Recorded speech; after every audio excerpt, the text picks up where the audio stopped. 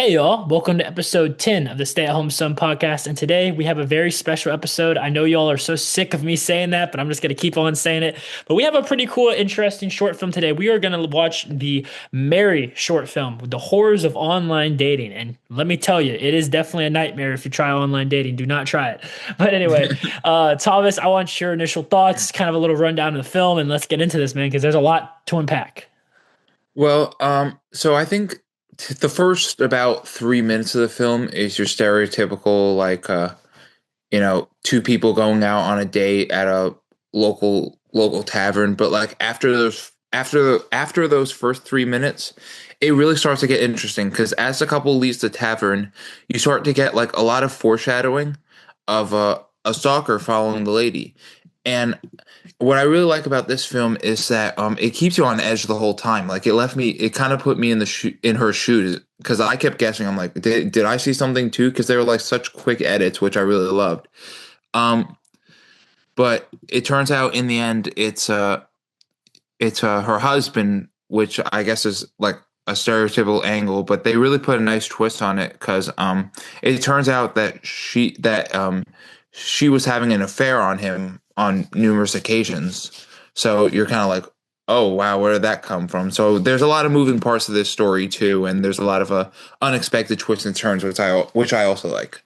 Yeah, dude, I agree. I think it was very well done. I think the acting was phenomenal. A lot of twists and turns. And even in like the starting scene where it's like, the cliche they're meeting up. I mean, it's not really cliche. I mean, what else are you supposed to do at that point, right? You got to introduce the characters. I think the acting was so good. It seems so real and it seems so like that you could kind of feel that like tension of a first date, like not sure how to go, not sure how to feel about things. And they did a good job portraying that. I agree. I like the twists and turns. One thing I really liked about this is because when I saw horrors of online dating, you're already thinking, okay, someone's going to get killed by someone they meet online, right? Like that's just what you do with these things. But they really went at it a very unique way. And honestly, at the end of it, when it got to the resolve, I couldn't tell you who's in the right or who's in the wrong because I mean, you could sit there and listen to her story about all the stuff the dude did to her, or you could listen to his story about how they have all kids and she's out here cheating on him and making fake profiles to meet other men, and then she stabs him at the end. So it's almost like I know it sounds wrong, but it's almost like I don't know who was in the wrong here, Like maybe she was the evil one all along. And I think that was a very good subversion of expectations that a lot of these kind of like dating horror type films do that they did a very good job with. I enjoyed that. Yeah, I think I also kind of have to agree with you there. I liked how I forgot to mention that part when I was talking in the beginning that she ends up killing him at the end because I guess a lot of people expected it to be the other way around. So I'm like, oh wait a minute. So her she because the whole time she's all like, oh, I'm afraid of him, and the guy she's cheating on is the one that actually ends up calling 911, and then she ends up like stabbing him basically like in front of the police, and I'm like, I don't know. Well, I don't know if that was the wisest move, but Well, I mean, dude, I mean, think about it. This woman has not only done this multiple times because when he confronts her, he's like, this isn't a one-time thing. Like, he's been stalking her and watching her doing this for a while. So she has actively been going online as a fake girl to meet new people. And I think that's just kind of an interesting thing because a lot of times, like with these, there's an objectively bad person. This guy is evil, this girl is evil. But this one, it kind of makes you wonder a little bit because it's like it's kind of his story versus her story. And I mean, she's kind of an unreliable narrative because the guy she's telling the story to, he doesn't even know this is her real name. He doesn't realize that she's having an affair with her husband right now? So I think it's pretty interesting how it's kind of like there's really no one to root for because you really don't know what's going on and then it just ends. So I think it could be kind of cool as a long feature too because you know me, I like to make everything a feature if you can. And I think that this could definitely be served as a feature just because I would like to see more of that backstory about why um who was in the right, like who really was the evil one in this situation. I think they did a phenomenal job in a short making me want to know that more. yeah. And let's see, what was I gonna say? Sorry, I lost my train of thought there. Yeah, I mean, I have to agree. Like again, I have to agree with you there. Overall, I think this was a well done film, and I think I think like you said, yeah, it makes you choose basically like makes you choose a team. I mean, I think I've learned throughout like doing these reviews with you that 95% of the time the shorts are like basically like auditions for a full length film, right? So I do envision that that's the path they will take with this. So I can't wait to see that. Just like you said, Steve, if they're going to keep this choose between a team or if they're going to establish if one person was in the right. Yeah, and I think that's something that is a good point you made, Thomas, because I feel like a lot of people make shorts and they're not really thinking about why they're making the short. Your job to make this short is you're trying to get something that's interesting enough for people to help you fund a feature length of this. So to take this little story and prolong it to a 60-minute plus film.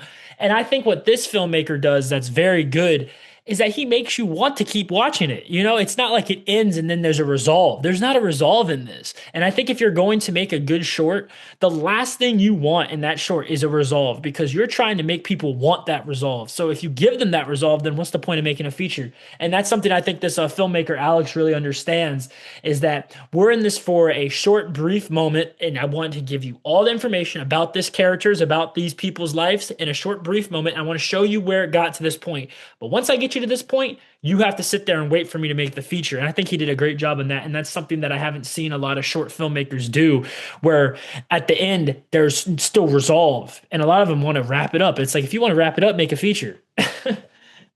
Yeah, I'm trying to figure out when they if they make this a whole movie, if they're gonna start with the short part that we saw and then like show a flashback of like everything that happened. Because I mean, I don't know, because like once she gets arrested or whatever, I feel like would that be the end of the movie, or would there be like another whole?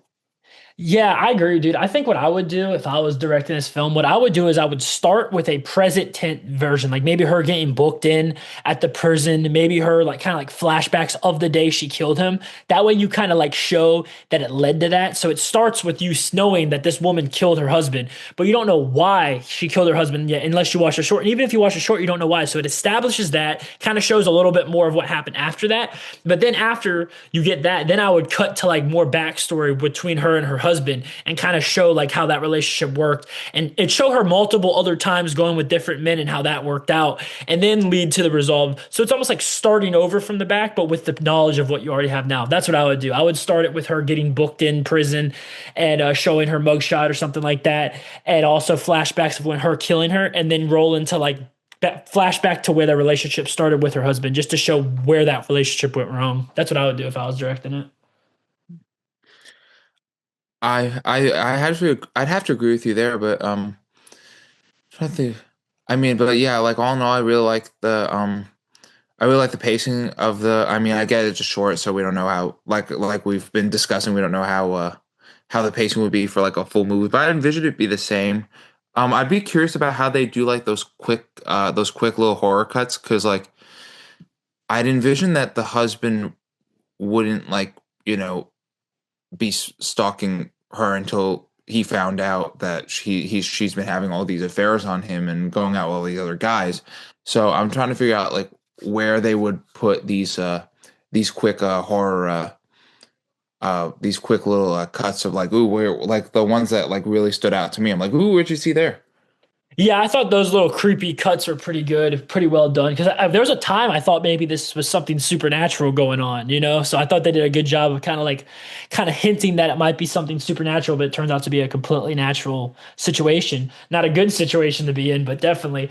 I think the one thing I would like to see, and I love this short, I have zero flaws with it. I'm just talking about if I would see this as a feature, I would really want to see more backstory of the husband and why he did what he did and stalked her like he did. I mean, not just his explanation, but like really show what she was doing.